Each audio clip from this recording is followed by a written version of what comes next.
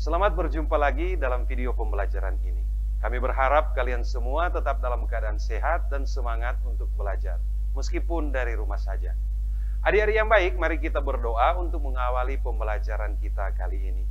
Kita satu dalam doa. Dalam nama Bapa dan Putra dan Roh Kudus. Amin. Datanglah ya Roh Kudus, penuhilah hati umat-Mu dan nyalakanlah di dalamnya api cinta kasih-Mu.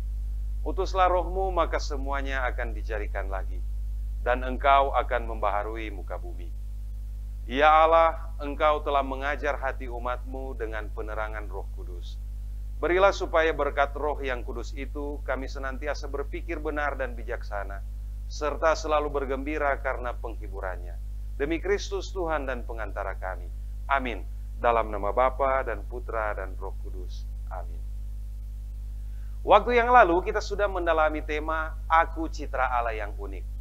Ditegaskan di sana bahwa kita diciptakan sebagai citra Allah, artinya serupa dan segambar dengan Allah. Kita sepantasnya memancarkan diri Allah karena kita adalah pribadi istimewa dengan martabat yang luhur. Pada kesempatan ini kita akan mendalami tema lanjutan, yaitu tugasku sebagai citra Allah. Kita akan mulai dengan beberapa pertanyaan kritis. Yang pertama, jika Allah telah menciptakan langit dan bumi dengan segala isinya itu baik adanya, mengapa saat ini banyak kerusakan atas ciptaan Allah? Yang kedua, mengapa manusia terancam dengan kerusakan alam ciptaan? Ketiga, siapakah yang salah?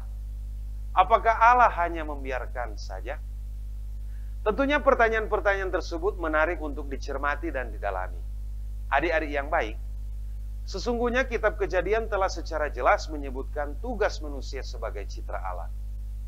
Memang Allah menciptakan manusia, langit dan bumi beserta isinya baik adanya. Dan tugas yang diberikan kepada manusia itu ditujukan bagi keselamatan manusia sendiri. Tentunya keselamatan itu dapat terpenuhi bila manusia turut menghargai ciptaan Allah lainnya. Ada kesadaran yang harus dibangun dalam diri manusia agar supaya dapat menghargai ciptaan Allah. Yang pertama, segala sesuatu berasal dari Allah dan diciptakan oleh Allah serta terarah kepada penciptanya, yakni Allah sendiri. Kesadaran yang kedua, setiap makhluk memiliki kebaikan dan kesempurnaan. Dan yang ketiga, semua makhluk dan ciptaan Tuhan mempunyai ketergantungan satu sama lain dan saling melengkapi secara timbal balik. Mari sekarang kita kembali fokus untuk mencari jawaban atas beberapa pertanyaan awal tadi. Perhatikan beberapa foto yang ditampilkan berikut ini.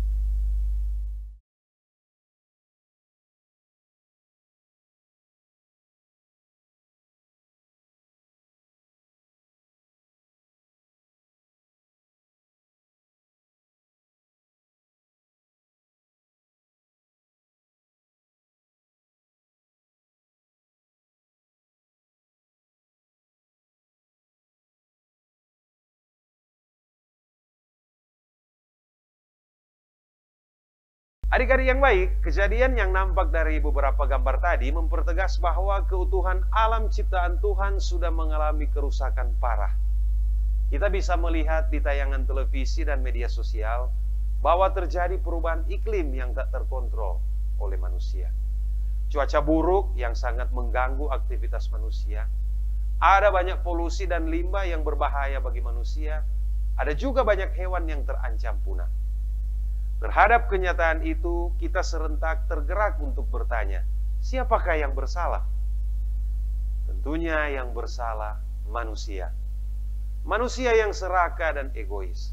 Manusia yang memanfaatkan alam demi keuntungan diri dan kelompok tanpa memikirkan kerusakan yang ditimbulkan. Manusia yang acuh tak acuh, manusia yang tidak peduli terhadap pengrusakan alam. Ia juga bersalah. Adik-adik yang baik, kitab suci menegaskan keluhuran martabat manusia sebagai citra Allah. Sebagai citra Allah, manusia dipanggil dan diberi tugas yang istimewa. Kita bisa membacanya dalam kitab Kejadian bab 1 ayat 26 sampai 30. Panggilan dan tugas manusia ditempatkan dalam pemahaman akan tujuan keselamatan manusia seperti yang dikehendaki oleh Allah.